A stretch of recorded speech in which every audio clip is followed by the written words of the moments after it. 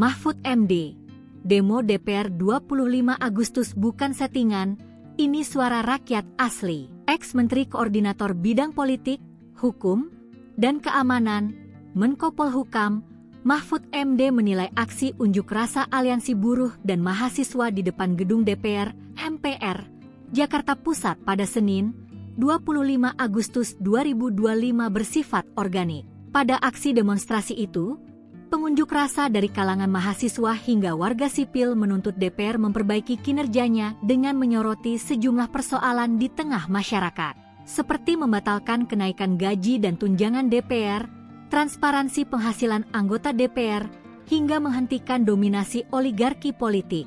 Ia menyebut, demonstrasi di depan gedung DPR itu awalnya hanya ramai di media sosial, medsos.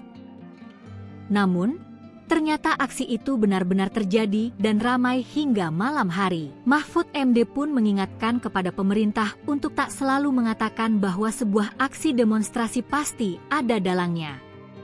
Sebagai informasi, demo yang terjadi pada Senin lalu dipicu oleh kemarahan publik atas kenaikan tunjangan anggota DPR RI, khususnya tunjangan perumahan yang mencapai 50 juta rupiah per bulan di tengah kondisi ekonomi masyarakat yang sulit.